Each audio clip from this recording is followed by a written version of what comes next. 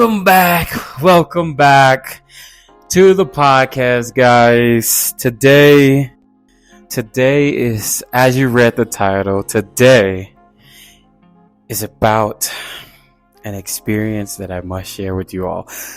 Let's give it up for today because we're going to have a little bit of a heart-to-heart of what do you do when they cheat on you.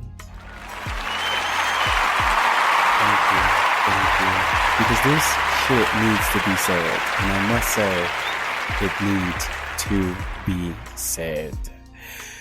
So, without further ado, I'm going to start out telling you guys where I am in the world. Right now, I am in La Ciudad de Mexico. I have returned from my treacherous visit to Colombia, which I thought was going to be a lot better than it actually was. But as I sit here looking out the window of a beautiful apartment in Escandon, I ask myself a lot of questions. I ask myself, what is going to be the outcome of the situation that I am in currently? And I know many of you are asking, what the fuck happened? So, I give you a backstory. I was in a relationship, I am in a relationship, and the partner that I have chose, or that I've decided to choose, has cheated on me. I like to be very transparent about these things because some people say, oh, when you're dating outside your race, they treat you better. Yes, but they kind of try to be gaslighters and passive aggressive about the things that they do. So here's a little story time. When I moved to Mexico City, I had a little bit of an issue with the altitude, missing my friends, change of scenery, trying to find my footing. And the older I've gotten with these things, the older I've learned that my stress level often affects my sex drive. With that, I don't want to be unfair. I don't want to be someone that doesn't see the silver lining of things. And you may say, what's that? What are you talking about? So during these months, I'm in a relationship. I felt that I'm not doing my part sexually, even though that I feel that I'm evolving as a human being, as a man. That when I was younger, I was fucking like a racehorse. But now I'm more like, I cherish the moments a little more. If you can definitely relate, drop a comment, let me know your experience. But my experiences are a little bit different, you know? It's more about connection.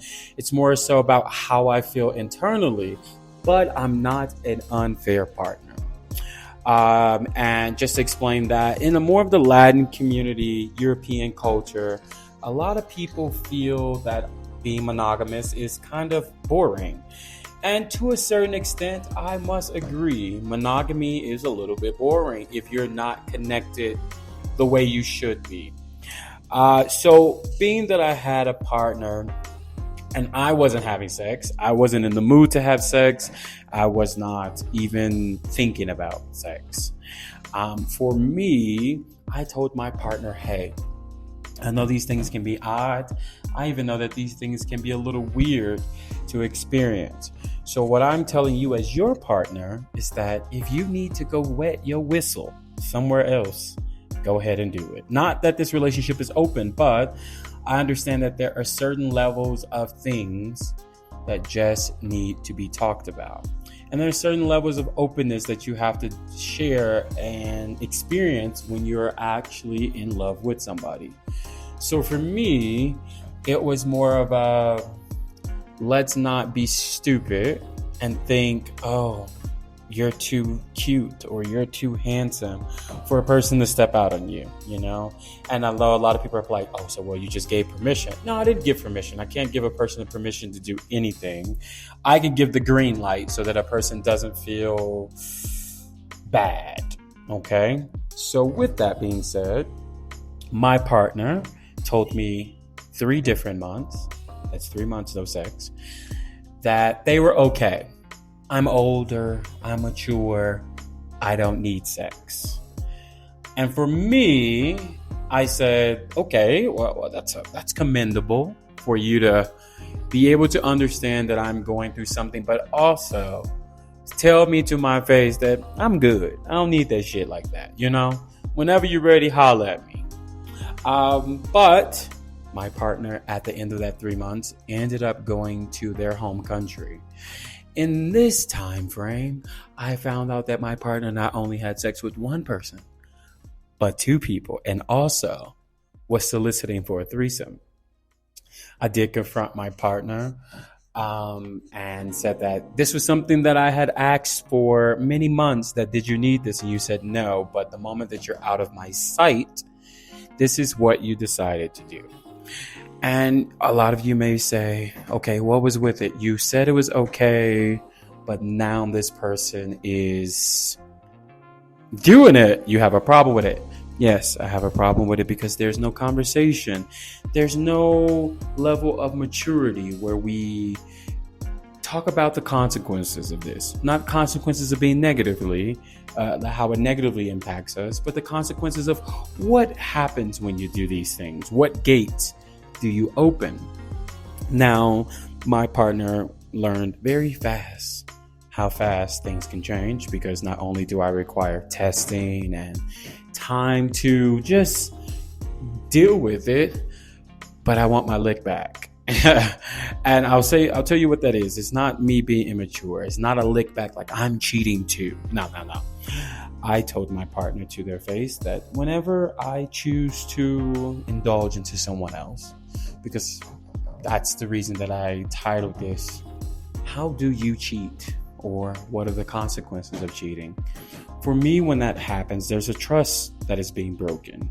Had my partner told me at the beginning, hey, I'm going to go ahead and take your advice. I'm going to step out a little bit and do what I need to do to just make sure I'm okay, I think I would have been a little more okay than it being hidden into my face or hidden from me as a secret, because then it's like, I know about it, you know?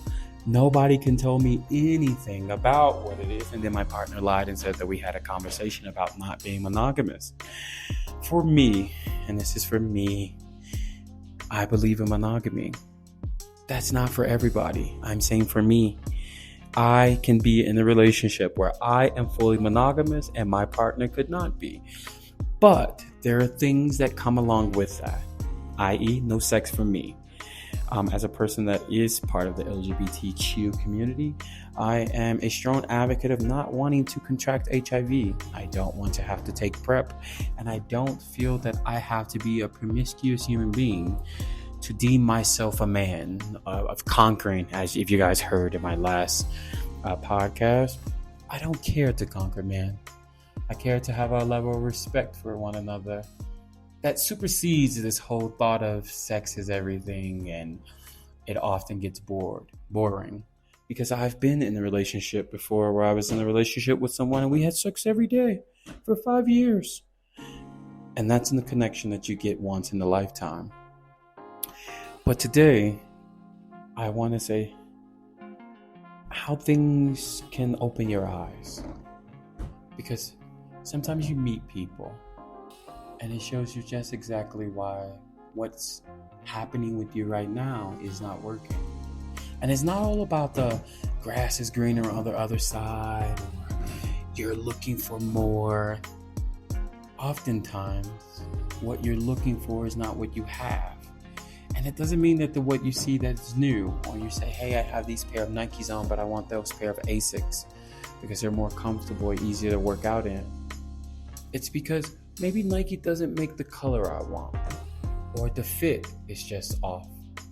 But Asics may have every single thing that I need. Maybe a little cheaper, but it may just be a perfect fit. And then maybe sometimes you think that what you thought you wanted for yourself isn't exactly what you need for who you've become. So in that case, how do you move on? Do you have a big conversation with this person and tell them that it's not you, it's me? Or do you be the very big person and say, our our time has come to an end. Hey, before you go, I need some help. Just by liking, commenting, and subscribing to my page, it allows me to keep expanding the Gossy Trails. I don't do paid ads or promotional offers at all, but just by doing that little part, you keep allowing me to trailblaze these beautiful countries.